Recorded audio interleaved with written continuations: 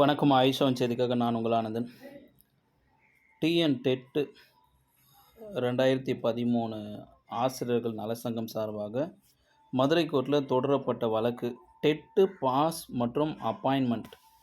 இது எப்போ நடந்ததுன்னா 2013லேருந்து இப்போ 2022க்குள்ளே. இந்த நியமன தேர்வு கிடையாது. நியமன தேர்வுக்கு முன்னாடி நடந்த டெட்டு பாஸ் கேண்டிடேட்டோட நிலவரம்.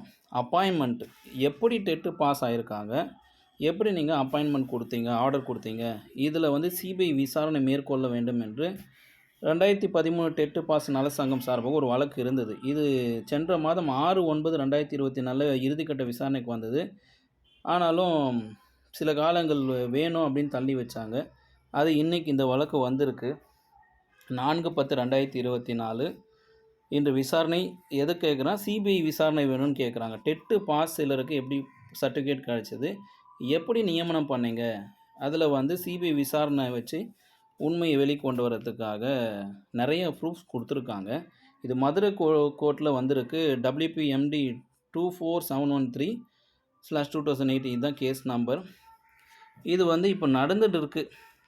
எங்கே நடக்குதுன்னா, மதுரை ஹைகோர்ட்டில் court number 1 honourable justice Subramanian and honourable justice Victoria Gowri, இவங்க 2 பேர் தலைமையில் கோர்ட் நம்பர் 1 நடக்குது. கோர்ட் நம்பர் 1 இந்த வழக்கு எண் 122 இதில் கொடுத்துருக்காங்க பாருங்கள்.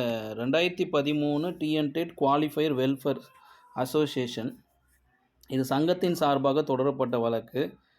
இதற்கும் நியமன தேர்வில் தேர்ச்சி அடைந்த 3192 பேருக்கும் எந்த சம்மந்தமும் கிடையாது.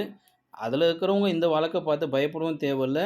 2013 நலசிங்கத்தை பற்றி குறை கூறவோ திட்டவோ வேண்டிய அவசியமும் கிடையாது. அரண்டவனுக்கு இருண்டதெல்லாம் பெய்யுன்ற மாதிரி யாரோ ஒருத்தர் ஏதோ ஒன்று கொளுத்தி போட்டுறாங்க சொன்ன உடனே, ஒரு வழக்குன்னு வந்த உடனே நியமன தேர்வில் செலக்ட் ஆகிருக்கிற அந்த ப்ரொவிஷனல் லிஸ்ட் டீச்சர்ஸை பாதிக்கப்படுமா அப்படின்னு ஒரு கேள்வி வரும். இறுதியாக சொல்கிறேன், 2024 இந்த வருஷத்தில் இந்த ப்ரொவிஷன் செலெக்ஷன் லிஸ்ட்டு வெளிவந்திருக்கு. பிடிடிஆர் நியமனத்தை இந்த நியமன தேர்வு வழியாக வெளியே ப்ரொவிஷன் செலெக்ஷன் லிஸ்ட்லேருந்து எந்த ஒரு நபரையும் வெளியே எடுக்க முடியாது. அதில் ஏதாவது ஆட் பண்ணலாம், அடிஷன் சிவி லிஸ்ட்டில் எடுத்துகிட்டு வரலாம். மற்றபடி உள்ளே இருக்கிற டீச்சர்ஸ் எல்லாம் வெளியே எடுக்கவும் முடியாது. அவங்க நியமனத்தை தடையும் பண்ண முடியாது. காலதாமதம் ஏற்படுமே தவிர வேலை கொடுக்காமலாம் விட்டுற மாட்டாங்க. கண்டிப்பாக வேலை இருக்குது. இதோட முகாந்திரம் என்னன்னு பார்த்தல கொடுத்துருக்காங்க பாருங்கள்.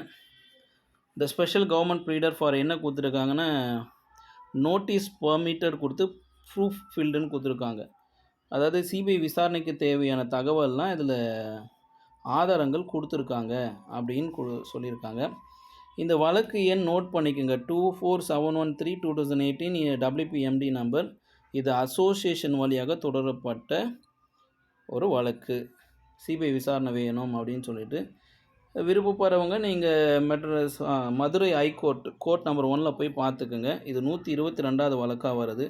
இதோட தீர்ப்பு வரதை பொறுத்து நாளை மறுநாள் இல்லை இந்த அடுத்த வாரம் இறுதிக்குள்ளே இதை பற்றி தகவல் கிடைத்தா உங்களுக்கு பதிவு பண்ணுறேன். ஆனால் இதை மைண்டில் வச்சுக்கோங்க.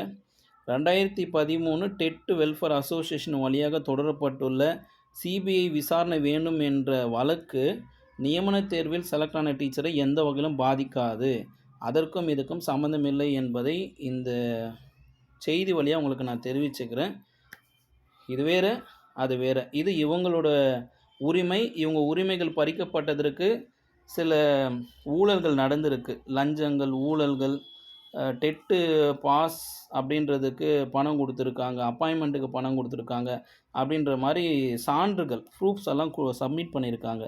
இது சிபிஐக்கு விசாரணைக்கு உட்பட்டால் தான் எல்லாருக்கும் வெட்ட வெளிச்சமாக பட்ட வத்தனமாக தெரியும் அப்படின்றதுக்காக தான் இந்த வழக்கு அசோசியேஷன் வழியாக ஃபில் பண்ணியிருக்காங்க.